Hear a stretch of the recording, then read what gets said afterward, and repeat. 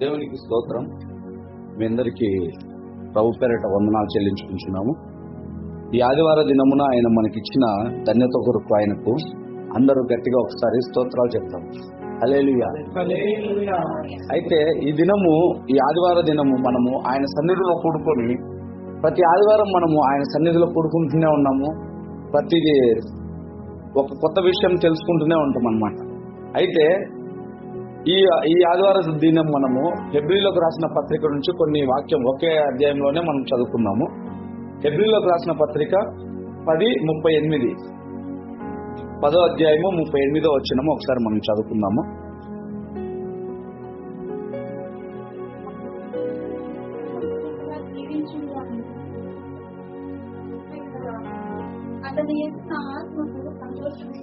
ఆమేన్. ఆడవాళ్ళకి చదవమ్మా. నా ఎదుట నీతి గలవాడు విశ్వాస మూలముగా జీవించును. దేవుని ఎదుటంట నీతి గలవాడు విశ్వాస మూలముగా, నీతిమంతుడైన వాడు విశ్వాస మూలంగా జీవించును అంట. అంటే ఇక్కడ విశ్వాస మూలంగా జీవించును అని చెప్పొచ్చు, కానీ నీతిమంతుడైన వాడు. విశ్వాసము చాలా మందికి చాలా రకాల విశ్వాసాలు ఉంటాయి, కానీ నీతి గల విశ్వాసము కొంతమందికే ఉంటుందని బైబిల్లో రాయబడి ఉంటుందన్నమాట. మన కింద వచనాలు చూసుకుంటే గన 11వ అధ్యాయం నుంచి మనం చదువుకుంటూ పోతే మన వాక్యదానం అంతయు హెబ్రీలోకి రాసిన పత్రికలో 11వ అధ్యాయంలో మొత్తం మనం ఒకసారి చూసుకుంటా వెళ్దాం, ఒకదాని ఒకటి.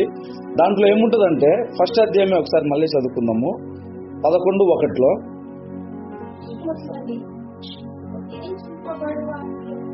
నిజ స్వరూపమును రుజువులు. చూడండి, విశ్వాసం అనేదంట నిరీక్షణ, మన యొక్క నిరీక్షణకు నిజ స్వరూపం అంట. అంటే మన ఓపికకు అది ఒక నిజమైన స్వరూపము, అదృశ్యమైన వాటిలకు రుజువుగా ఉన్నదంట. అదృశ్యమైనటువంటి మనకు కళ్ళకు కనపడని వాటికి విశ్వాసం అనేది మన కళ్ళకు కనపడని ఒక దీంట్లో మన బైబిల్ గ్రంథంలో తెలుస్తుంది అనమాట. చూడండి, ఒక విత్తనము మన కళ్ళకు కనిపిస్తుంది. అది భూమిలో వేసినప్పుడు ఒక పెద్ద మానుగాయి, పెద్ద కొమ్మలుగాయి, అనేక ఫలములు ఇచ్చినట్లుగా మన విశ్వాసము ఒకసారి మనం దాన్ని కనపడకుండా ఎప్పుడైతే మనం మా హృదయంలో ఉంచుకుంటామో అది మనని ఒక ఉన్నతమైన స్థితిలోకి తీసుకెళ్తుంది అన్నట్లుగా ఉంటదన్నమాట. ఆ చిన్న విశ్వాసము మనకు బైబిల్ గ్రంథంలో రాసి ఉంటది. విశ్వాసమును ఒక ఆవగింజతో పోల్చుంటాడు అనమాట. ఆవగింజ చూడడానికి చాలా చిన్నదిగా మనకు కనిపిస్తుంది, కానీ అంత విశ్వాసము మనకుంటే కొండను పెగలించే శక్తి దేవుడు ఇస్తాడంట. చూడండి, విశ్వాసము మన క్రియారూపంగా అని రాయబడింది కదా. మనకు విశ్వాసం మూలంగా జీవిస్తేనే దేవుని చూస్తారని విశ్వాసం గురించి చాలా బోధలు ఉన్నాయి, కానీ క్రియగా మనలో లేకుంటే అది వ్యర్థమంట. విశ్వాసం అనేది ఒకవేళ మనకి జస్ట్ ఊరికే ఉంది అని చెప్పుకునే వరకు చాలా వరకు చెప్పొచ్చు, కానీ నోట్తో అది క్రియ రూపంలో ఉండాలని చెప్పి బైబిల్ అనేక చోట్ల చెప్పబడి ఉంటది. ఈ దినం మనము ఈ 11వ అధ్యాయంలో చూసుకుంటూ వెళ్తే గన ఫస్ట్ మన 4వ అక్కడి నుంచి చూసుకుంటూ వస్తే గన ఫస్ట్ 4లో రాసి ఉంటది. ఏమనంటే, విశ్వాసంను బట్టి హేబేలు కయ్యోను కంటే శ్రేష్టమైన బలి దేవునికి అర్పించను. దేవుడు అతను అర్పించిన అర్పణ గురించి సాక్ష్యం ఇచ్చుచున్నాడు. అతడు విశ్వాసమును బట్టి నీతిమంతుడని సాక్ష్యము పొందెను. అక్కడ చూడండి, ఆయన విశ్వాసమును బట్టి సాక్ష్యం దేవుడి నుంచి పొందుతున్నాడు. ఏమనంటే నీతిమంతుడు అనే ఒక బిరుదు ఇస్తున్నాడు అన్నమాట. ఎవరికి? హేబేలుకి. హేబేలు మనకి తెలుసు. హేబేలు ఆయన అర్పించిన అర్పణను బట్టి, ఆయన చేసిన ఒక మంచి పనిని బట్టి కయ్యోను ఆయన చంపేస్తాడనమాట. అంటే చాలా మంది మనం ఏమనుకుంటామంటే, చెడ్డ పని చేస్తే లోకంలో నిందలు వస్తాయి, లేకుంటే చెడ్డ పని చేస్తే ఇప్పుడు మనకుండే కోర్టులు కానీ ఏదైనా మరణశిక్ష వేస్తారనుకుంటాం. కానీ ఇక్కడ హేబేలు చేసిన ఒక మంచి పనికి, నీతిమంతమైన పనికి కయ్యోను హేబేలును హత్య చేసినట్లుగా బైబిల్లో చూస్తామన్నమాట. అప్పుడు దేవుడు అంటున్నాడు, మనుషుల దృష్టికి అది హత్య ఏదైనా అయిండొచ్చు, కానీ దేవుడు ఆయనకు నీతిమంతుని విశ్వాసము అనే హేబేలుకు ఫస్ట్ ఇచ్చుంటున్నాడు అనమాట. నీతిమంతుడుగా ఎవరు ఎంచబడి ఉంటున్నాడు? ఆదాము అవ్వ ఎవరు కాదు, ఫస్ట్ మనుషులలో హేబేలుగా ఎంచబడినట్లు ఉంటున్నాడు. ఈ నీతిమంతుడు అని ఇచ్చిన ఈయనకేమంట, ఆ కింద పదంలో మనం చూసుకుంటే ఏమని ఉంటుందంటే, అతడు మృంగి నొందియు ఆ విశ్వాసం ద్వారా మాట్లాడుచుండెను. ఒక మనిషి బ్రతుకుంటే మాట్లాడడం గొప్ప విషయం కాదు. ఒక మనిషి మన ఎదురుగ్గా నిలబడుకొని ఉంటే అబ్బా మంచోడన్నా, పెద్దతను బాగా సహాయం చేసినాడని పొగుడుతూనే ఉంటారు. కానీ ఒక మనిషి చనిపోయినా కూడా నిజముగా ఆయన్ని నీతిమంతుడు అన్నాడంటే అతను నీతిమంతుడు అని అర్థం. చాలా మంది మనుషులు ఎదురుకొచ్చి పొగిడే వాళ్ళు ఉంటారు. మనము అనేక మందిని పొగుడుతూ ఉంటాం. పక్కకు వచ్చి మనసులో ఒకటి ఉన్నా కూడా బయటికి ఒకటిగా పొగిడేవారుగా ఉండొచ్చేమో. కానీ ఇక్కడ దేవుడే అంటున్నాడు ఆ మాట ఏమనంటే ఈయన నీతిమంతుడు అని ఎంచబడినట్లుగా ఉంది. తర్వాత వచ్చి ఆయన బ్రతికి ఉండి కాదంట, మరణించిన తరువాత ఆయన విశ్వాసం మాట్లాడుతుందంట. మనకు తెలియదు ఏంటంటే విశ్వాసమునకు అసలు రూపమే లేదు. ఏమి లేకపోయినను విశ్వాసము మరణించిన తర్వాత మాట్లాడిందంట. హేబేలు విషయంలో మరణించిన తర్వాత మాట్లాడినట్లుగా మనం చూస్తాం. ఆయన చేసిన నీతి గల పని ఏంటంటే దేవుని దృష్టిలో నీతిమంతుడుగా ఉంటున్నాడు. ఆయన చేసిన పంట మొత్తంలో అంటే ఆయన గొర్రెలు కాచుకునే వాటన్నిటిలో శ్రేష్టమైన వాటిని, క్రొవ్విన వాటిని దేవునికి అర్పణగా ఇచ్చినప్పుడు ఆయన ఏ విధంగా అనిపించుకున్నాడు అంటే నీతిమంతుడుగా, ఆయనకు విశ్వాసముగా అంట. అసలు అక్కడ ఎక్కడ విశ్వాసం మనకు కనిపిస్తుంది అంటే విశ్వాసం అంటే ఏంటంటే మనకు కనిపించేది కాదు, నమ్మకంగా జీవించడం. దేవునికి నమ్మకంగా ఉంటున్నాడు. ఆయనకు వచ్చిన రాబడి అంతట్లో దేవునికి నమ్మకంగా ఏం చేసినాడంటే ఇచ్చినాడు. నమ్మకంగా ఈయన వ్యక్తి చంపినను ఈ రోజు నేను చంపేశాను, నేను గెలిచాను అని అనుకున్నాడేమో. కానీ ఆయన విశ్వాసము, హేబేలు యొక్క విశ్వాసం ఈ దినమునకు మన మధ్యలో మాట్లాడుచుంటున్నది. అటువంటి విశ్వాసము, మాట్లాడిన విశ్వాసము చూడండి. విశ్వాసం అంటే ఎలా కలుగుతుంది అంటే వినినప్పుడు అంట. అంటే ఏది పడితే అది వింటే విశ్వాసం కలుగుతుంది. నిజమే, ఈ లోకంలో జరిగే పరిస్థితులను బట్టి అబద్ధాన్ని మనం విన్నప్పుడు మన విశ్వాసం ఏమైందంటే బలపడుతుంది. దేంట్లో? అబద్ధంలో. నిజంలో కాదు, కానీ అబద్ధం ఏది విన్నా కూడా ఈ చెవుకు కానీ మన హృదయానికి ఉండేది ఏదంటే ఒక స్వభావము, ఏదైతే వింటదో దాన్ని విశ్వసిస్తుందంట. మన హృదయము నిజముగా మన విన్నదాన్ని వినుట వలన విశ్వాసము కలుగును. బైబిల్ గ్రంథంలో ఉంటది. మనం వినేదాన్ని విశ్వాసముగా మనం స్వీకరిస్తామంట. ఇప్పుడంట కయ్యోను ఆత్మ చనిపోయిన తర్వాత మనతో చెప్తుందంట విశ్వాసపు మాటలు మన మధ్యలో పలుకుచున్నది. ఏమని? దేవునికి నమ్మకంగా ఉంటే ఆయన నీతిమంతుల జాబితాలో మనము చేర్చబడతామని. ఆల్రెడీ మన ఆ జాబితా ఓపెన్ అయిందనమాట. ఒక సైడ్ పట్టి, నీతిమంతుల పట్టి. ఆ పట్టిలో ఫస్ట్ పేరు ఎవరిది ఉంది? ఈయనది, హేబేలు ఉందనమాట. ఆ పట్టిలో వరుసగా చేర్చబడినట్లుగా ఆ మనం విన్న మాటలు అంటే దేవునికి నమ్మకముగా, యథార్థవంతంగా, ఆయన కలిగిన దాంట్లో దేవునికి యథార్థవంతంగా ఇచ్చింటున్నాడు. ఆయన మనసులో ఏం అనుకోకుండా అంటే ఇది ఇస్తే నాకేంది, మళ్ళీ 6 నెలలు పడుతుంది, 10 నెలలు పడుతుంది, మంచిది కదా అని ఆలోచించకుండా దేవుని కొరకు సమర్పణ కలిగిన జీవితం. ఆ సమర్పణ కలిగిన జీవితము చాలా మందికి మాదిరికరంగా మనకి ఇప్పుడు నిలబడుచున్నది. ఆయన నీతి గల ఆత్మ మనతో మాట్లాడుచుంటున్నది. మాట్లాడిన వారు మనం ప్రకటన గ్రంథంలో వింటే చెవుల గన్న వారు వింటారు అంట. యాక్చువల్గా ఏంటంటే ఎందుకు వింటారు? వాళ్ళు విశ్వాసంలో బలపడుటకు వినాలి. లోకంలో అనేకమైన వార్తలు మనం విని భయపడి అనుదినము కృంగిపోయిన పరిస్థితిలో ఉంటామన్నమాట. మనకు కలిగినది పోతుందేమో, ఇది దేవునికి ఇస్తే మన కాడ లేదేమో అని. చూడండి, దేవునికి ఇచ్చిన దానికోసము ఆయనను చంపినారు. దేవునికి ఉంటే మిగిలిండేది, ఆయన బ్రతికిండేవాడు, ఆయనకు సపరేట్ కుటుంబం ఉండేది, ఆయన నీతివంతుడుగానే ఉన్నాడు కనుక చాలా వచ్చిండేమో. దేవునికి ఇచ్చి ఆయన చంపబడినట్టుగా మనము బైబిల్ గ్రంథము చూస్తాం. చంపబడినను, ఆయన మరణించినను ఆయన విశ్వాసపు మాటలు మనము వినుచున్నాము. మరణించినను విశ్వాసపు మాటలు దేవుడు వినిపిస్తాడనమాట. ఆ కింద పదంలో మనం చూసుకుంటే హానోకు ఉన్నాడు. ఆ లైన్ నేను ఆ అధ్యాయం అంతా చెప్తా వస్తున్నాను అనమాట. ఒక సీక్వెన్స్ లో మనం చెప్పుకుంటా పోదాం. కింద హానోకు ఉంటాడు అనమాట. హానోకు ఆయన తర్వాత తరంలో ఏముంటాడంటే దేవునితో నడుస్తూ ఉన్నట్లుగా మనం చూస్తాం అనమాట. దేవుడు ఆయనతో ఉన్నట్లుగానే అనమాట. దేవునితో నడచడం అంటే అది చాలా కష్టమైన విషయం. ఇప్పుడు దేవునికి నమ్మకంగా ఏ విధంగా అయితే హేబేలుగా ఉండాలంటే ఎంత కష్టమో, దేవునితో నడవడం అనేది చాలా కష్టం. ఒక దినము మీరు దేవునితో నడచాలి అని మీరు తీర్మానించుకోండి. ఆ దినం మీకు తెలుస్తుంది దేవునితో నడచడం ఎంత కష్టమో.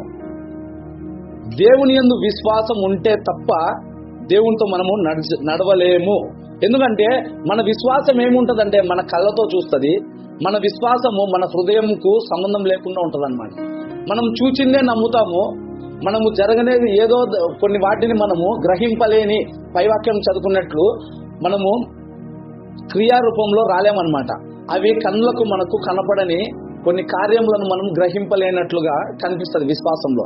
అయితే దేవునితో ఆయన నడిచింటే ఏం చేశాడంటే, ఈయన ఏ విధంగా అయితే మరణిస్తే ఈయన వాక్యం చెప్పబడుతున్నదో దేవుడు ఆయనతో నడిచిన దాన్ని బట్టి చూసి దేవుడు ఆయనను తీసుకొని వెళ్ళిపోయాడంట.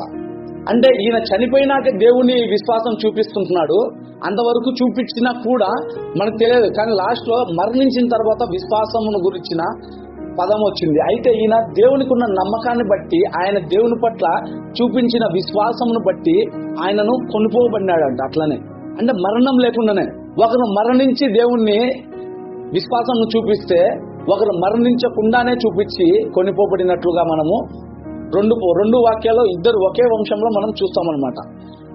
అయితే దేవునితో మనము ఎంతవరకు నడిచేవారుగా ఉంటున్నాం? ఇప్పుడు మనం ఇదేదో మనము బైబిల్లో ఉండే వాళ్ళకి జరిగిన నిజాల వాళ్ళ చరిత్రను మనం చెప్పుకుంటూ వస్తున్నాం, కానీ మనం పరీక్షించుకుంటూ పోతాం అన్నమాట. ఈ వాక్యం అంతా ఏంటంటే మనం గమనించుకుంటూ నేర్చుకుంటూ ప్రతి ఒక్కరి నుంచి ఒక్క పదం చాలు, ఏదైనా ఒకటే తీసుకోండి. మనకు అనిపించిన పదం ఒకటి వస్తుంది ఖచ్చితంగా ఒకరిలోంచి. అట్లా అదే విధంగా దేవునితో ఈయనలో నడిచే చూద్దాం. ఆయనలో ఏం చూస్తారు? ఆయన దేవునికి నమ్మకంగా నడుచుట. అంటే ఫస్ట్ హేబేలు నమ్మకంగా ఉన్నాడు కానీ మరణించాడు. కానీ ఈయన నమ్మకంగా ఉంటూ దేవునితో నడుస్తున్నాడు. నమ్మకంగా నడుచుట దేవునిలో చాలా ప్రాముఖ్యమైన విషయాలు. నమ్మకంగా ఉండడం వేరు, నమ్మకంగా నడవడం కూడా వేరు. ఏదో ఉండి వేరు, కానీ అది కంటిన్యూషన్ చేయడం అనేది చాలా కష్టం అనమాట. అదే అధ్యాయాలు చూసుకుంటూ వస్తే వాళ్ళ కింద నెక్స్ట్ ఎవరు ఉంటారంటే నోవాహు వస్తారనమాట. నోవాహు, నేను చెప్పేది మామూలుగా ఏదో స్టోరీ లాగా చెప్పట్లే. ఆ అధ్యాయం చదువుతా పోతే మీకు ఆయన తర్వాత నోవాహు తర్వాత అబ్రహాం, ఇట్లా ఉన్నాయన్నమాట ఎక్స్ప్లెనేషన్. సో ఇప్పుడు వరకు ఏమైందంటే ఆయన నమ్మకంగా దేవునికి ఉంటున్నాడు, ఒక ఆయన దేవునితో నమ్మకంగా నడుస్తున్నాడు, ఇంకొక ఆయన నోవాహు దేవుని చెప్పిన మాటను విశ్వసిస్తున్నాడంట. దేవుడి మాటను ఎంత విశ్వసించినాడంటే నోవాహు కాలం వరకు వర్షాలు లేవంట. మనకంటే ఇప్పుడు వర్షాకాలం పడుతుంది, వర్షం పడుతుంది, నీళ్ళు ఒక చోట నిలబడతాయి, ఎక్కువైతే గాన అవి పారుతాయి, దాంట్లో కొట్టుకొని పోతారు, మనం జాగ్రత్త తీసుకోవాలా అనే ఆలోచన మనకైతే ఇప్పుడు ఉంది. కానీ అప్పుడు కాలంలో మీరు బైబిల్లో చదివితే మంచు మాత్రమే కురుస్తుంది, పంటలకు కూడా మంచు మాత్రమే, వర్షం అనేది వాళ్ళకి తెలియని మీరు ఒకసారి నోవాహు దాంట్లో చదివితే మీకు అర్థమవుతుంది. చూడండి, విశ్వాసమును బట్టి అక్కడ 20 కాదు, మారు కానీ 7లో ఉంటుంది చూడండి. చూడండి, నోవాహు అంట విశ్వాసమును బట్టి ఎవరిపైన, ఏది క్లైమేట్ పైన కాదు, ఇంతవరకు మంచిగా కదా పడింది, వర్షం అంటే ఎట్లుంటది, చినుకుల్లాగా పడుతుందా, ఎక్కువ కుమ్మరిస్తుందా, ఒకేసారి వచ్చి నీళ్లు నిండిపోతాయా, పొద్దున బయటకు వస్తున్నాయి, తెల్లంట. ఏం తెలియని దాంట్లో విశ్వాసం అంట. ఏమి తెలియని పరిస్థితిలో దేవుని పైన విశ్వాసం. ఆయన దేవుడు చెప్పినాడు, మనం వినుట. ఆయన దేవుని యందు నమ్మకం ఉంచి నడిచి ఈయన నమ్మకంగా వింటున్నా, దేవుని చెప్పిన మాట తూచా తప్పకుండా నువ్వు పడవని చేసుకో, నీతిమంతులందరినీ దాంట్లోకి ఎక్కించు, పాపం లేని వారిని దాంట్లోకి అందరినీ రక్షించబడ్డానికి ఎక్కించని, వాళ్ళ ప్రాణం కాపాడుకోవడానికి అని చెప్తే ఎవరు వినకపోయినా ఆయన విన్నాడు. ఆయన కుటుంబాన్ని మరి అడిగి చేయించుకున్నా, లేకుంటే తండ్రి మీద గౌరవంతో వచ్చినారు, ఏదో ఒక విధంగా అయితే తన కుటుంబాన్ని కాపాడుకున్నట్లుగా చూస్తాం. తన కుటుంబాన్నే కాదు, సమస్త మనుషులను, సమస్త జంతువులను ఆయన కాపాడినట్లుగా మనము చూస్తాం అన్నమాట. అక్కడి నుంచే మళ్ళీ మన కుటుంబాలు అంటే అక్కడి నుంచే మనుషులు మళ్ళీ పునర్ప్రారంభమైనట్లుగా మనం చూస్తాం అన్నమాట. విశ్వాసముతో దేవుణ్ణి ఏమీ లేకపోయిన పరిస్థితిలో కూడా నోవాహు నమ్మినాడంట. నోవాహు నమ్మిన దాన్ని బట్టి ఆయన రక్షింపబడి మరలా దేవుడు మనుషుల పైన కటాక్షం చూపించినట్లుగా చూస్తామన్నమాట.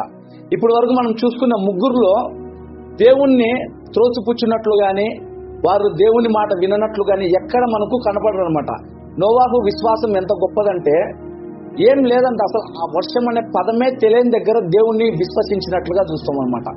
అయితే నెక్స్ట్ అధ్యాయంలో కిందికి వస్తే గన అబ్రహాము వస్తాడు. అబ్రహాము ఒక అన్య కుటుంబం లాగా కనిపిస్తుంది అనమాట. అంతవరకు దేవుడు అవన్నీ కనిపిస్తాయి కానీ అబ్రహాము ఒక బొమ్మలు చేసుకుంటూ అన్యుడుగా అంటే దేవుడు ఎరగని ప్రజగా ఉన్న దగ్గర దేవుడు అబ్రహాంతో మాట్లాడతాడు. ఏమని? నేను చెప్పే ప్రదేశం పో అంటాడు, అంతే.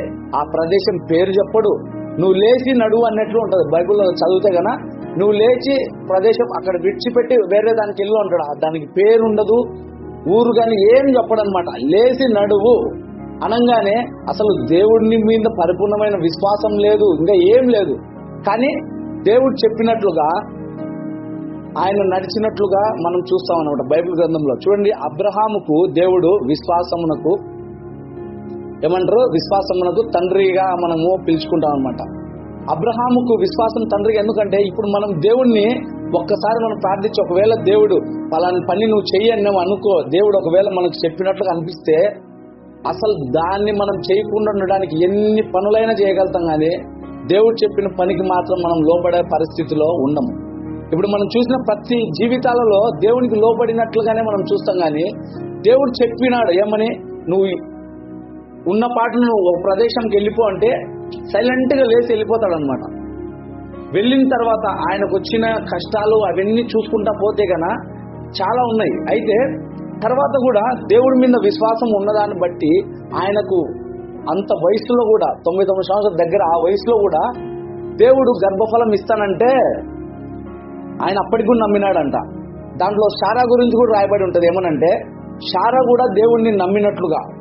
కొన్ని కుటుంబాలలో మనము ఒకరు నమ్మితే సరిపోదు, భార్యాభర్తలు ఇద్దరు నమ్మితే సరిపోదు, కొన్ని చోట్ల కుటుంబాలు నమ్మాల్సి వస్తుంది. నోవాహు విషయంలో నోవాహు ఒక్కడిని నమ్మితే సరిపోలేదు. వాళ్ళ కుటుంబము, పిల్లలు, వాళ్ళ భార్యలు నమ్మాలి, వాళ్ళ కోడళ్ళు, వాళ్ళ కొడుకులు అందరూ నమ్మి జంతువులు కూడా లాస్ట్కు నమ్మాల్సిన పరిస్థితి అనమాట. ఆయన చూడండి, అంటే ఒకరు విశ్వసింపబడితే ఒకరు రక్షింపబడితే సరిపోదు. కొన్నిసార్లు ఒక మనిషి రక్షింపబడినా సరిపోద్ది, కొన్నిసార్లు భార్యాభర్తలు ఇద్దరు రక్షింపబడాల్సి వస్తుంది, కొన్నిసార్లు కుటుంబం పిల్లలతో సహా రక్షించబడాల్సి వస్తుంది. ఎందుకంటే మనం బైబిల్లో చూడండి, నోవాహు ఒక్కడే రక్షింపబడింది ఏమైండేది, నోవాహు భార్య రక్షింపబడింది ఏమైండేది, వాళ్ళ కుటుంబాన్నంతటిని రక్షించుకున్నాడు. ఒకచోట వీళ్ళిద్దరైతే ఒకచోట విశ్వాసము అబ్రహాముకు శారాకు ఇద్దరికి అవసరమైంది. ఎందుకంటే నెక్స్ట్ జనరేషన్ కి ఇద్దరు నమ్మకుంటే గన వాళ్ళ కుటుంబం లేదు. దేవుడు వాగ్దానం ఇచ్చుంటున్నాడు అబ్రహాముకి, నీ పిల్లలని చుక్కల వలె అంటే ఎంచలేనట్లుగా ఇసుక వలె అని ఉంటది అనమాట. ఇసుక రేణువుల వలె కాకుండా ఇసుక వలె అని ఉంటది. ఈ వాక్యంలో చూస్తే ఇసుకను మనము ఎంచలేమన్నమాట. అంత జనాంగం నేను చేస్తానని ఇచ్చిన వాగ్దానము అసలు ఆమె నమ్మకుండే పరిస్థితి ఏంది? అది చూడండి, అక్కడ బలం వచ్చినట్లుగా ఉంటది అనమాట. శారాకు బలము వచ్చినట్లుగా ఉంటది అనమాట. ఆమెకు అప్పుడు ఆ వయసులో బలం వచ్చిందంట పిల్లలు కనడానికి. అంత వయసులో కూడా దేవుడు వాగ్దానం ఇస్తే వాళ్ళు నమ్మి 90 సంవత్సరాల ఆ వయసులో నమ్మి వాళ్ళు దేవుని కొరకు నిలబడితే ఏమైందంటే లాస్ట్కు దేవుడు వాళ్ళ జీవితంలో కార్యం చేసినాడు. చూడండి, కొన్నిసార్లు వాస్తవం నమ్ముకుంటే సరిపోదు, భార్య ఒక్కడికి విశ్వాసం ఉంటే సరిపోదు, ఇద్దరికి విశ్వాసము చాలా అవసరం. ఇద్దరు విశ్వాసంగా ఉన్నప్పుడు ఏమైందంటే ఇద్దరు ముగ్గురు కూడిన చోటనే దేవుడు ఉంటాడు. ఒకవేళ నోహోవుకు వాళ్ళ కుటుంబంతో కూడినప్పుడు వాళ్ళ మధ్యలో దేవుడు ఉన్నాడు. అబ్రహాము శారా మధ్యలో ఇద్దరు కూడినప్పుడు అంటే ఇద్దరు కూడుకొని దేవుని మీద నా విశ్వాసం ఉంచినప్పుడు వారి మధ్యలో దేవుని కార్యములు జరిగినాయి. తర్వాత ఇంకా గొప్ప పరీక్ష ఏంటంటే అబ్రహాం విషయంలో ఇంత కష్టపడి దేవుడు వారికి కుమారుని ఇస్తే దేవుడు ఏమంటాడంటే నాకు బలి ఇవ్వు అని అడుగుతాడు. ఒకసారి అబ్రహాం గురించి వచ్చిన దాంట్లో ఇస్సాకు గురించి ఒక పదం ఉంటుంది, ఒకసారి చదవండి. అక్కడ ఏముంటుందంటే దేవుడు బలిగా ఇచ్చాను అని ఉంటుంది, దేవునికి బలిగా ఇచ్చాను అని ఉంటుంది. ఒకసారి ఆ పదం మీరు చదువుకోండి. విశ్వాసంకు ఆ పదం మనకి చాలా అంటే అవసరంగా ఉంటుంది అనమాట. మీరు ఆ అధ్యాయంలో ఎక్కడుందో చూడండి ఒకసారి. అబ్రహాము ఇస్సాకును బలిగా ఇచ్చాను అని ఉంటుంది. శోధింపబడి విశ్వాసమును బట్టి ఇస్సాకును బలిగా అర్పించను అంటే ఏందని అయిపోయినట్లుగా బైబిల్లో రాయబడింది. ఎందుకంటే ఆయన మనసు పూర్తిగా మన హృదయం నెరిగిన దేవుడు కనుక ఆ వాక్యమును అక్కడ పొందుపరుచుంటున్నాడు. ఇవ్వుటకు సిద్ధపడినాడు కాదు, కట్టేసి ఆయన దానిపైన పండబెట్టి ఆయనను బలి ఇచ్చటానికి పండబెట్టినాడని కాదు, కానీ ఇవ్వుటకు సిద్ధపడినాడని రాయలేదు. అది స్పెల్లింగ్ మిస్టేక్ కూడా పడలేదు. ఎందుకంటే విశ్వాసం అనేది హృదయంలో ఎప్పుడైతే అబ్రహాం హృదయంలో నిశ్చయించుకున్నాడో తన భార్యకు కూడా చెప్పకుండా దేవుడే నాకు ముఖ్యము, దేవుడు చెప్పిన మాట నెరవేర్చినాడు. సరే పోనీ, నాకేమి ఇచ్చినాడు వాగ్దానం? ఇసుక రేణువుల వల్లే అంటున్నాడు కదా. ఒక్క దినమునే ఆయన ఇవ్వగలడు, ఆయన మృతుల్లో నుంచి లేపగలడు అని రాసి ఉంటది అనమాట. ఫస్ట్ టైం బైబిల్ గ్రంథంలో మనం చూసుకుంటే మృతుల నుంచి అంటే ఇప్పుడు కయ్యోన్నైనా లేపిండొచ్చు దేవుడు అనుకుంటే, కానీ ఇక్కడ ఆయన ఫిక్స్ అయిపోయినాడు అనమాట. కయ్యూను గురించి, కయ్యూను కాదు, హేబెల్ గురించి ఆయన లేపగలడని ఈయన నమ్మింటాడు అనమాట. ఎందుకంటే అప్పటికే జరిగిన సంఘటన కాబట్టి. లేపలేదే, అక్కడ నీతిమంతుడు అని బిరుదిచ్చినాడు. ఆయనను ఎందుకు దేవుడు అక్కడ లేపలేదు అనే అవిశ్వాసం లేదు. దేవునికి నమ్మకంగా జీవించిన హేబెలు లేవలేదే అని ఆయనకు భయం లేదనమాట. లేపగలడు అని రాయబడి ఉంటుంది మళ్ళీ అక్కడ కూడా. లేపగలడు అని విశ్వాసంతో ఏం చేశాడంట? బలి ఇచ్చినాడు. ఫిజికల్ గా బలి ఇచ్చినాడో లేదో కానీ ఆయన హృదయంలో దేవునికి ఖచ్చితంగా ఇచ్చుంటున్నాడు అనమాట. ఆయన హృదయంలో ఎరిగే దేవుడు. మన హృదయంలో దేవుని పట్ల ఉన్న విశ్వాసము ఆయన ఖచ్చితంగా చూస్తాడు. మన పరిస్థితి ఎటువంటి పరిస్థితిలో ఉన్నను మనకు ఇవ్వాలి అన్న ఉద్దేశం మనలో ఉంటే దేవుడు మనకు ఖచ్చితంగా మన చేత ఇప్పించగల దేవుడు అన్నమాట. మనం చాలాసార్లు మనం ఇది ఇవ్వగలము, అది వస్తే ఇవ్వగలము అనుకునే వాళ్ళకి దేవుడు ఇయ్యడు, కానీ ఇవ్వాలి అనుకునే వాళ్ళకు దేవుడు ఖచ్చితంగా వాళ్ళ చేత ఇప్పిస్తాడంట. చూడండి, మనం అనుకోవచ్చు 1 కోటి రూపాయలు ఉంటే 1 కోటి రూపాయలు ఇవ్వచ్చు డబ్బులు కాబట్టి. 10 కోట్లు ఉంటే 2-3 కోట్లు ఇవ్వడం పెద్ద విషయం కాదు, కానీ దేవునికి పెద్ద చర్చి కట్టించి ఇదంతా కాదు. 1 కొడుకే ఉన్నాడు, అది కూడా వాళ్ళు వృద్ధాపంలో పుట్టిన ఒకే కొడుకును భార్యకి తెలియకుండా పోయి చంపితే ఆమె ఇంట్లోకి రానిస్తుందా? అసలు దేవుని కోసము ఏది ఆలోచించకుండా అబ్రహాం పోయి అక్కడ పండబెట్టి నిలబెట్టుకుంటున్నాడంట. ఆయన హృదయంలో తన కుమారుని ఎప్పుడో బలి ఇచ్చినట్లుగా ఉంటున్నది కనుకనే అబ్రహాము బలి ఇచ్చెను అనే బైబిల్లో రాసింటున్నాడు అనమాట. చూడండి, దేవుని కొరకు మనము ఏదైనా ఇవ్వుటకు గాని, దేవుని చెప్పిన పనిని మనం చేయుటకు గాని, ఆయన పొమ్మన్న స్థలమునకు, అంటే దేవుడు అబ్రహాంతో ఎందుకు, దేవుడు మనతో చెప్పలేదు కదా, అబ్రహాంతో చెప్పినాడు అని అనుకోవద్దండి. ఎందుకంటే అన్యుడైన అబ్రహాము, బొమ్మలు చేసుకునే అబ్రహాముకు దేవుడు ప్రత్యక్షమై ఎందుకు చెప్పినాడంటే ఆయన నడత నీతికరముగా ఉంటున్నది. ఆయన నడత నీతికరంగా ఉంటున్నది కనుకనే దేవుడు ఆయనకు ఈ పని చేయగలడని అప్పగించుంటాడు అనమాట. సంబంధమే లేకపోయినను తీసుకుని వచ్చి ఆ ప్లేస్ లో నిలబెట్టుంటున్నాడు. ఆయన దాన్ని నిలబెట్టుకుంటున్నాడు. నీతిమంతుల జాబితాలో ఈయన చేర్చబడినట్లుగా ఉంటది. దీంట్లో మనం ఒకసారి చూసుకుంటే గన నోవాకు మన వీళ్ళు దీంట్లో చూస్తే గన ఆయన నీతిమంతుల లిస్ట్ లో చేర్చినట్లుగా రాయబడి ఉంటది అనమాట. ఆ వాక్యం మనం చదువుకుంటే కదా మీ అధ్యాయం అంతా చూస్తే హానోక్కు ఎట్లా హానోక్కు అంటారు, మన కయ్యూను హేబెల్ ఉన్నారు కదా, హేబెల్ను నీతిమంతుడుగా అంటాడు కదా, నీతిమంతుల దాంట్లో అన్నట్లుగా వస్తుంది అనమాట వీళ్ళ పదాలు కూడా. అంటే ఆ వాక్యంలో మనం పరిశీలిస్తే కనిపిస్తుంది. చూడండి, దేవుని కొరకు ఎవరైతే నిలబడి దేవుడు చెప్పిన ప్రదేశంకు ఎక్కడ ఏమి అని అడగకుండా అక్కడ ఉంటుందో మనది ఎట్లుంటదంటే, ఇప్పుడు అబ్రహాం గురించి ఎందుకు విశ్వాసమునకు తండ్రిగా పిలువబడినాడంటే, తండ్రి అంటే అన్ని తెలిసినట్లుగా, లేకుంటే అన్ని అనుభవాలు ఎరిగినట్లుగా, ఆయన దగ్గర నుంచి మనం తొందరగా నేర్చుకోవడానికి చాలా వరకు మనకి యూజ్ అయింది. లేకుంటే మనని మార్గంలో సరిదిద్దినట్లుగా, మనకు పోషించినట్లుగా అబ్రహాము మన ఆత్మీయ విశ్వాసమునకు ఒక తండ్రి. ఎప్పుడైనా కానీ ఒక విశ్వాసమునకు ఒక తండ్రిగా మనము అనుకోవచ్చు అనమాట. ఎందుకంటే ఏమీ లేని పరిస్థితుల్లో ఎక్కడికి పోవాలో తెలియదు. రాత్రి నువ్వు లేచి వెళ్ళిపోయినాడు, ఎక్కడికి పోయినాడో తెలియదు. ఆహారం ఉందా, నీళ్లున్నాయా, ఉండడానికి గుడారం ఉందా, ఏముందో తెలియదు. ఆయన వెళ్ళిపోయినాడు. దేవుడు నిలబెట్టుకుంటా, ఆయన పడిన కష్టాలు కానీ అవి చూస్తే చాలా ఘోరంగా ఉంటాయి అనమాట. ఆయనను ఆయన నిలబెట్టుకుంటా దేవుడిచ్చిన వాగ్దానము గొప్పది. అయినా కూడా ఆయన గుడారాల్లోనే నివసించుకుంటూ అట్లనే వచ్చి వాళ్ళ పిల్లల తరము వాళ్ళు ఆ వాగ్దానాన్ని నెరవేర్చుకున్నట్లుగా దాంట్లో రాయబడి ఉంటుంది అనమాట. అయితే అబ్రహాం విషయంలో తీసుకుంటే దేవునికి నమ్మకంగా విశ్వాసము ఆయన పైన ఉంచినందుకు ఆయన కుమారుణ్ణి సైతం ఆయనకు బలిగా ఇవ్వడానికి సిద్ధపడినాడు అనమాట. దేవుని మాట విని ఆయన మాట చొప్పున నడిచి ఆయన చెప్పినట్లుగా చేసి ఆయన ఇప్పుడు మనందరి ముందు మనకు విశ్వాసమునకు ఒక తండ్రిగా నిలబడి ఉంటున్నాడు మన ముందర. చూడండి, అదే విధంగా మనము అదే అధ్యాయంలో చూసుకుంటూ వెళ్తే కన్నా నెక్స్ట్ మోషే గురించి రాయబడి ఉంటది. మోషే గురించి చూస్తే మోషే అందరూ అనుకుంటారంటే మోషేకి ఓకే, మోషేకి విశ్వాసం ఉంది దేవుని పైన, అవన్నీ మనం పక్కన పెడితే ఫస్ట్ వాళ్ళ తల్లిదండ్రుల కంట దేవుని పైన విశ్వాసము నమ్మకంతో అంట చంపుతారని తెలిసినా కూడా ఆయన బ్రతికిచ్చినారంట. పురుట్లోనే చంపలేదంట, బాగున్నాడు దేవుడు కాపాడతాడని నమ్మినట్లుగా అక్కడ రాయబడి ఉంటుంది అన్నమాట. వాళ్ళు దేవుని యందు విశ్వాసం ఉంచి ఆయన బ్రతికించినారంట. ఆ నెక్స్ట్ స్టెప్ మీరు చూసుకోండి, వాళ్ళ భార్య భర్తలకి ఉన్న విశ్వాసం ఎంతవరకు తీసుకుపోయిందంటే ఆయనను ఆడ దాచిపెట్టడము, లేకుంటే చంపేస్తారని తెలిసినప్పుడు వాళ్ళకి అప్పగించడమో, లేకుంటే చంపేయడమో అదే దినంలో చేసిండొచ్చు తల్లిదండ్రులు. ఇప్పుడు మనం ఉండే పరిస్థితుల్లో ఏదైనా ఇట్లాంటి సిచ్యువేషన్ గాన కరోనా టైప్ లో లాగా వచ్చేసి ఏదైనా ఉంటే చేయమంటే గన మనము మనుషులకే భయపడేసి ఇంకా వెంటనే ఎందుకులే చంపేద్దాం అనే సిచ్యువేషన్ వచ్చినదేమో. కానీ అప్పుడు ఘోరమైన శిక్షలు ఉన్నా కూడా ఏం చేసినారంటే ఆయనను దాచి దేవుడు బ్రతికిస్తాడని తల్లిదండ్రులు ఫస్ట్ విశ్వసించినారంట.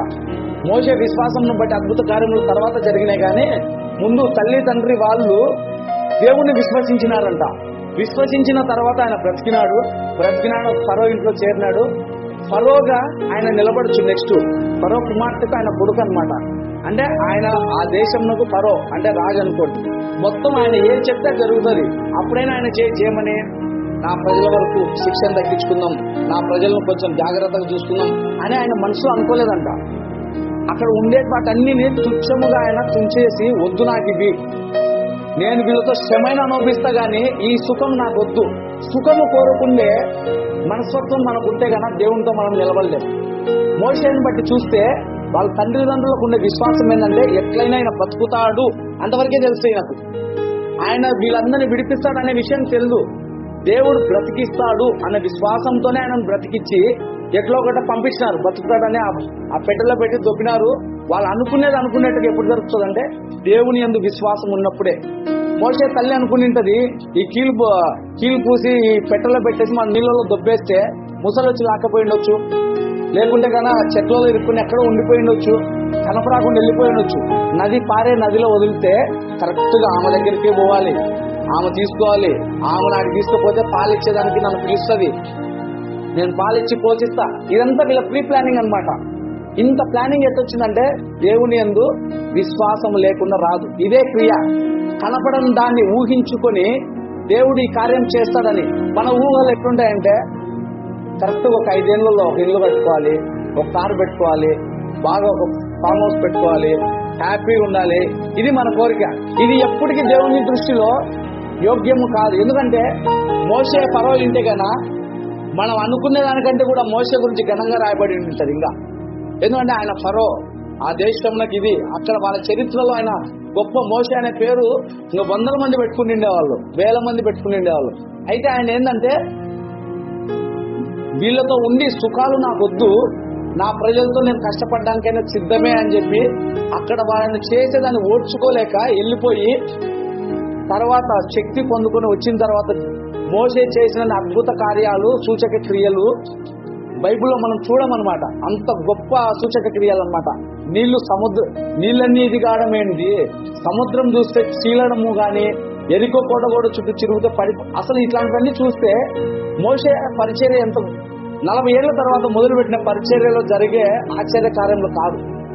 ఏదో సమయంలో చిన్నప్పటి నుంచి సన్నిధిలో పెరిగినాడు చేశాడంటే ఒక అర్థం ఉంది. కానీ ఒక మనిషి రాజుగా ఉండాల్సిన దాన్ని వదిలిపెట్టినప్పుడు ఏమనుకుంటారు, ప్రశాంతంగా ఇంత మంచిది లగ్జరియస్ గా హ్యాపీగా కూర్చొని అన్ని నోట్ కాడికి వస్తాయి, తినేసి హ్యాపీగా ఇంటికి పోతే మనకు డబ్బులు వచ్చి చేతిలో పడతాయి.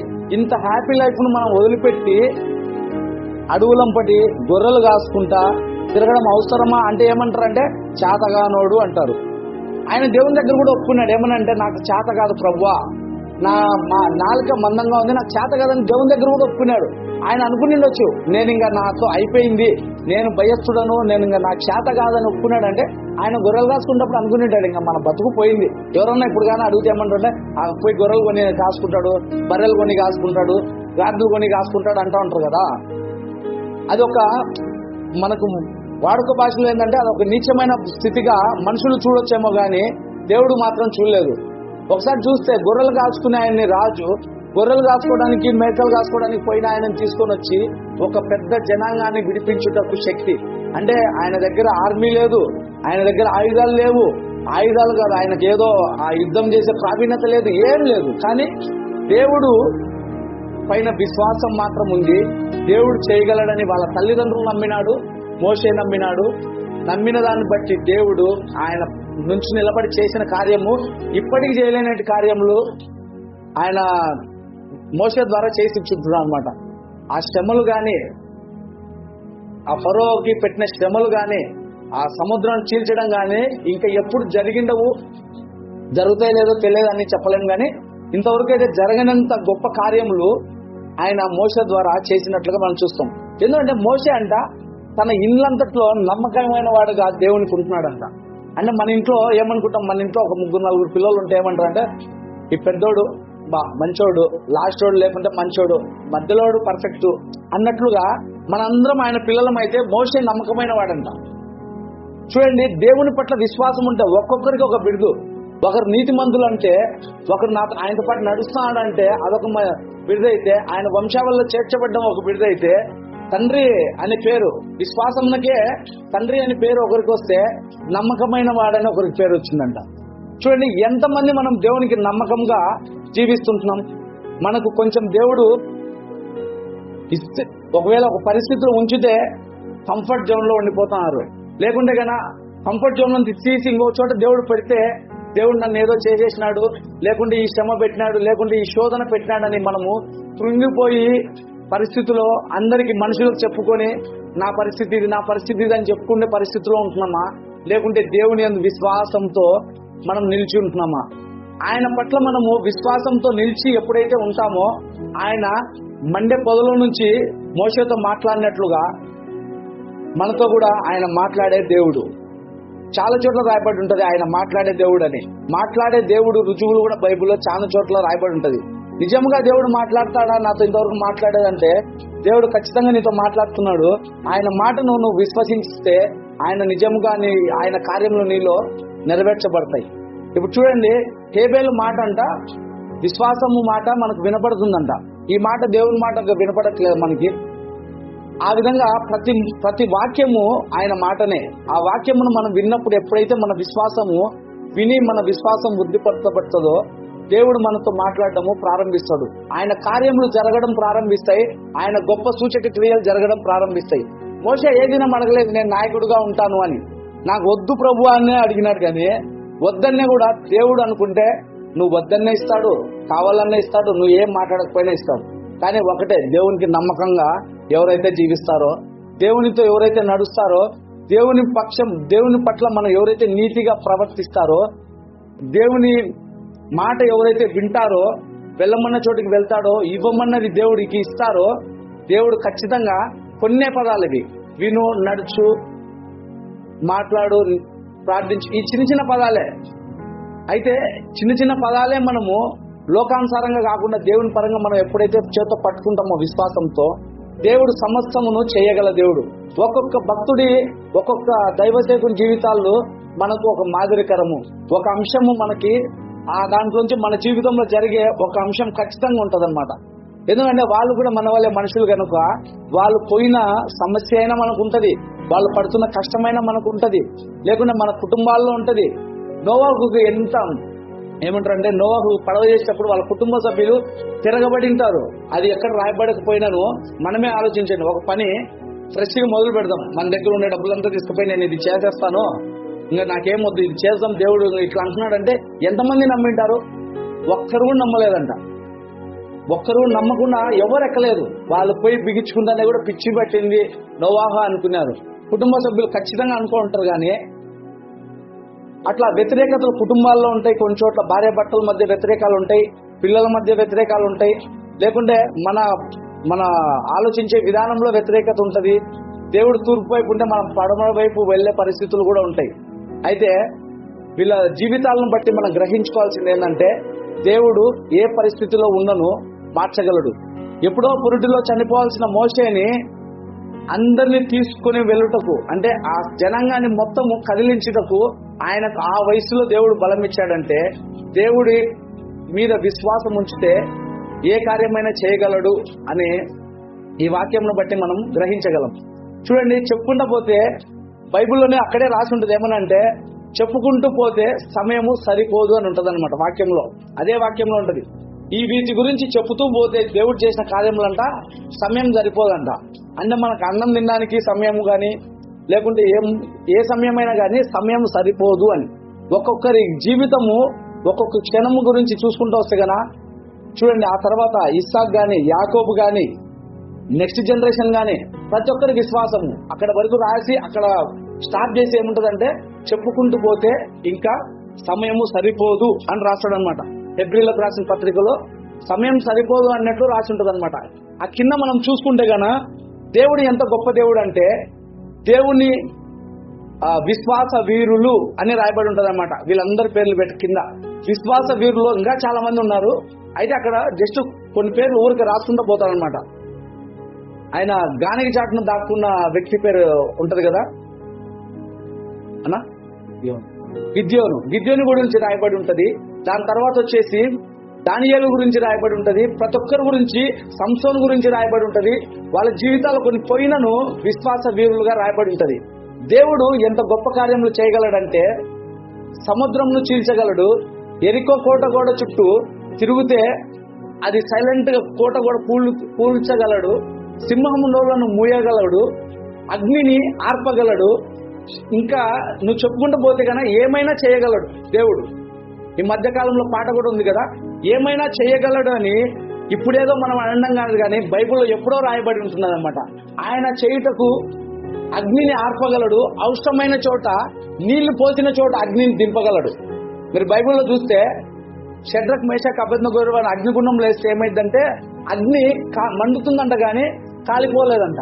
అయితే ఇంకొక చోట మనము ఏలియా చూస్తే బలి ఇచ్చి నీళ్లు నిండుగా పోసి గుంత తీసి చుట్టూ నీళ్లు నిండుగా పోసి అగ్ని దింపితే నీళ్ళల్లో ఉండే ఆ బలి కూడా మొత్తం బూడిద అయిపోతుందంట. అంత నీళ్లు పోసినాక బూడిద ఎక్కడి నుంచి అయింది? దేవుడికి అసాధ్యమైనది ఏది లేదు. ఎందుకంటే అగ్నిని చల్లార్చగలడు. చల్లగా ఉండే నీటిలో కూడా అగ్ని పుట్టించగలడు. విశ్వసించటం మన వల్లనైతే దేవుడు చేయటకు సమస్తము మన జీవితాల్లో ఆయన నమ్మకమైన దేవుడుగా ఉంటున్నాడు. చూడండి, ఈ విశ్వాసమును చెప్పుకుంటూ పోతే అనేకమైన బోధలు విశ్వాసం గురించి ఉంటున్నాయి. అయితే మనము ఈ దినం చూసుకున్న బోధలలో విశ్వాసంగా ఉంటే మరణించిన మాట్లాడతారు. మనం దేవునితో విశ్వాసంగా నడిస్తే ఆయన మనల్ని ఎత్తుకొని నడిపించగల దేవుడు. అంటే ఎత్తుకొని అట్లే పైకి పోకపోయినా కూడా నడిపించగల దేవుడు. ఆ చివరి అధ్యాయంలో మనం ఒకటి చదువుకుందాము. 11 లాస్ట్ లో ఒకసారి చదవండి మా. లాస్ట్ అధ్యాయం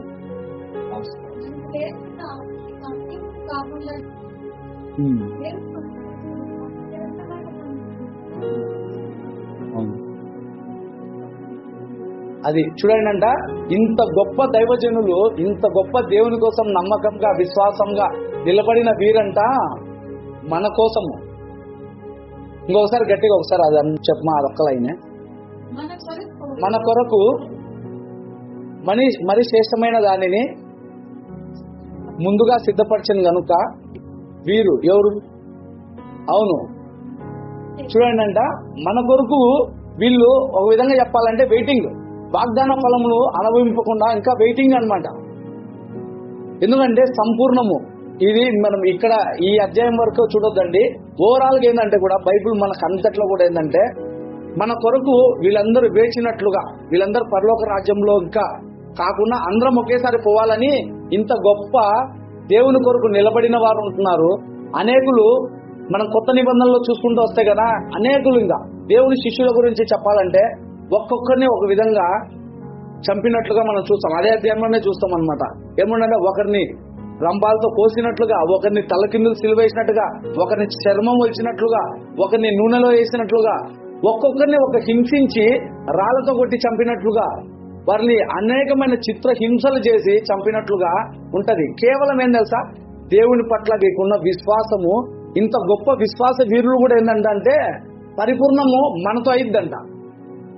ఇన్ని తెలిసిన, ఇంత బైబిల్లో ఇన్ని పదాలు మనకు అన్ని తెలుసు దీంట్లో ఆల్మోస్ట్. అంటే ఎప్పుడో చోట ఎక్కడో చోట విన్నోళ్ళమే. మన కొరకు ఇంకా పరిపూర్ణంగా కాకుండా నిలిచి ఉందంట. ఆయన రాజ్యము మన కొరకు పరిపూర్ణం కాలేదంట, ఇంకా నిలిచి ఉంది అని రాయబడి ఉంటున్నది. ఇంకొకసారి 11 కాకుండా 12వ అధ్యాయం ఫస్ట్ వచనం ఒకసారి చదువు.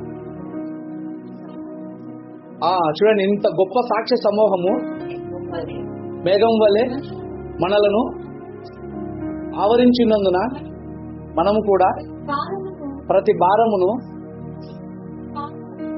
సులువు అంటే ఇదేం కష్టమైనది ఏం కాదు. పాపం అనేది చిక్కు ఎట్లా పెడుతుంది అంటే పెద్దగా ఏం పెట్టదు, వచ్చి ఒక్కసారిగా చుట్టి కత్తులు గొంతు మీద ఏం పెట్టదు, చాలా సింపుల్ గా ఉంటది. ఏంటంటే దారం బండి తోలుతప్పుడు అంటాం కదా, ఒక దారం అట్లా అంటే కానీ అటు వెళ్ళిపోతుంది ఆ విధంగా ఉంటది అనమాట. ఒక దారం ఒక్క యామరుపాటు మన జీవితాన్ని చిక్కులో పడేసే విధంగా ఉంటది.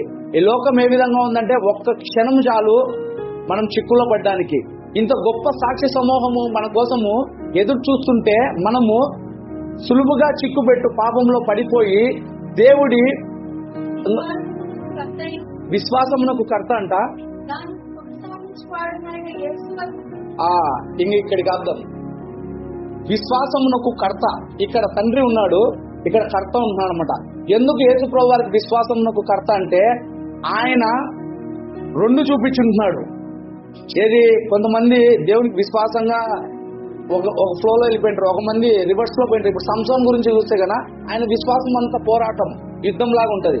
అయితే యేసు ప్రభు వారు పోరాటం చేసినట్లుగా ఉంటది, అద్భుతాలు చేసినట్లుగా ఉంటది. అదే విధంగా మనం ఏమంటారంటే ఎక్కడ ఆయన తగ్గి పోవాలో అక్కడ తగ్గిపోయినట్టుగా మనం చూస్తాం. కొన్ని చోట్ల పోయినప్పుడు ఎదురు తిరిగి ఆయనను చంప చూస్తున్నారు అన్నప్పుడు ఆయన సైలెంట్గా వెళ్ళిపోతాడు. ఆయన అనుకుంటే ఒక మామూలుగా అంటే దేవదూతల సమూహం దిగడానికి కూడా రెడీగా ఉందన్నమాట. ఇంత ముందు ఒకసారి మనం చెప్పుకున్నాం, దేవదూతల సమూహం దిగి ఒక క్షణంలో చేయగలదు. అయినా కూడా దేవుడు కొన్ని చోట్ల ఆయన తగ్గి ఈ లోకంలో ఏ విధంగా జీవించాలన్నట్లుగా చూపించడానికి, విశ్వాసం దేవుని పైన ఏ విధంగా ఉంచాలని చూపించడానికి చాలా వరకు నేర్పించుకుంటూ వచ్చినాడు కదా మన కర్త అయిన యేసుక్రీస్తు. విశ్వాసమునకు కర్త అయిన యేసుక్రీస్తు పట్ల మనం నిరీక్షణ కలిగి దేవుని కొరకు ఎదురు చూడాలి. ఇప్పుడు వరకు మనము వాక్యంలో అన్ని చూసుకుంటూ వచ్చినాం కదా, ఇప్పుడు మనం ఒకటి చూస్తాం. ఏంటంటే దేవుడు మరణించి తిరిగి లేచినాడు అనే విషయం వరకు మనకు తెలుసు. ఇప్పటి వరకు మనకు జరిగినది బైబుల్, ఆడి వరకు మనకు క్లారిటీ ఉంది. నెక్స్ట్ నుంచి చూస్తే మనకేముంటదంటే దేవుడు మరలా వస్తాడు, పాపులందరినీ ఈ లోకంలో విడబడతారు, పరిశుద్ధులను ఆయన తీసుకెళ్తాడు. అప్పుడు ఈ వాగ్దానం పరిపూర్ణమయ్యి మనతో పాటు ఒకవేళ నోవా ఉంటాడేమో, లేకుంటే కానీ మోషే కానీ ఇంకా భక్తులందరూ ఉండొచ్చు, యోగు ఉండొచ్చు, దీంట్లో ఉండే వాళ్ళు చాలా మంది ఉండొచ్చు అనమాట. వాళ్ళందరితో కలిసి ఒకేసారి పరిపూర్ణంగా తీసుకెళ్తాడంట. బైబిల్లో ఒక వరకు ఉంది, మనం జరిగిపోయినదంతా మనం ఇప్పటి వరకు మనం మాట్లాడుతున్నాం. అయితే జరగబోయేదాన్ని వాళ్ళు విశ్వసించినారు కనుకనే వాళ్ళు జాబితాల్లో లిఖించబడినారు అనమాట. నీతిమంతుల జాబితాలో లిఖించేవారు. మనం నీతిమంతులం కామని దేవునికి తెలుసు. అయితే మన కొరకు ఆయన కాచిన రక్తము గొప్పది, నీతిమంతులుగా మనల్ని చేయగల రక్తం. మనం ఏ పాపం చేసినను ధైర్యంగా దేవుని సన్నిధిలో చెప్పొచ్చు, ఆయన ఖచ్చితంగా ఆ పాపం తీసేస్తాడని. తీసేసాడా లేదని సందేహింపకపోవడమే విశ్వాసం. తీసేస్తాడో లేదో అని అవిశ్వాసంగా ఉండడమే సులువుగా పెట్టు చిక్కు అనమాట. సైతాన్ పెట్టు సులువు చిక్కు. ఆదామున అవ్వన ఆ విధంగా నిజమా అన్నట్లుగా, నిజమా అనగానే ఆమె అబద్ధం అని కూడా అనలేదు సైతాన్. ఇది నిజమా అనగానే అడిగి అయిపోయింది అనమాట, స్టోరీ క్లోజ్. సాతాను కూడా అదే విధంగా అడుగుతాడు అనమాట, నిజంగానే వస్తాడా?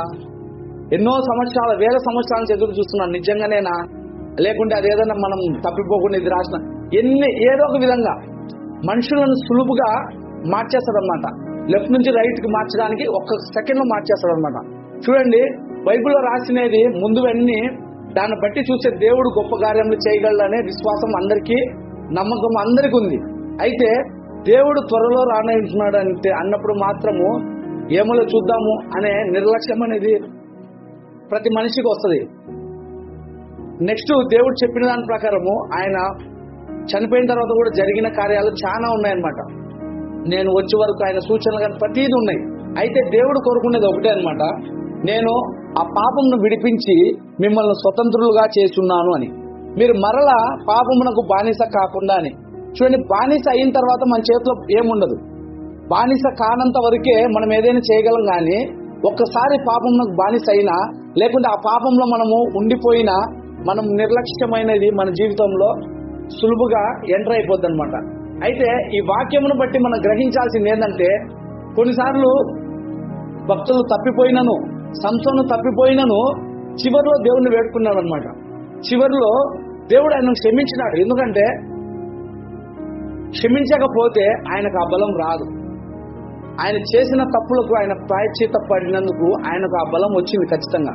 దేవుడు కూడా మనం ఏ పరిస్థితిలో ఈ క్షణం ఉన్నానో, ఏ స్థితిలో ఏ స్థితిలో ఉన్నా మనం పోతున్నానో, అది ఏదైనా అవ్వచ్చు. ఈ లోకంలో ఉండే మన ఆర్థిక ఇబ్బందులు అవ్వచ్చు, సమస్యలు అవ్వచ్చు, కుటుంబ కలహాలు అవ్వచ్చు, లేకుంటే ఆస్తి లేకపోవచ్చు, ధనం లేకపోవచ్చు, ఏదైనా ఉండొచ్చు అనమాట.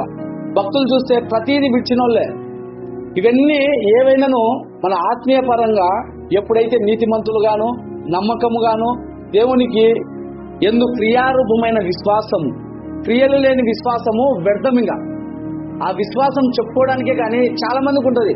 అన్నిలకు విశ్వాసం ఉంటుంది, మనకు ఉంటుంది. కానీ క్రియలు లేని విశ్వాసం అంట ఇంకా వ్యర్థమంట. విశ్వాసము మన జీవితాల్లో క్రియలు జరిగిస్తుంది. గనుక మనము కూడా మెలకువగలిగి దేవుని యందు క్రియారూపమైన విశ్వాసంతో, నూతనమైన విశ్వాసంతో మనము అనుదినము, విశ్వాసం అనేది ఒక్క రోజుతో అనుకొని వదిలేది కాదు. దేవుడు నాకు 10 ఏళ్లలో ఇల్లు ఇస్తాడు అయిపోయింది. దేవుడు 2 నెలలకైనా ఇవ్వచ్చు, ఒక రోజులో అయినా ఇవ్వచ్చు, ఒక క్షణంలో అయినా ఇవ్వచ్చు. అది కాదు విశ్వాసము.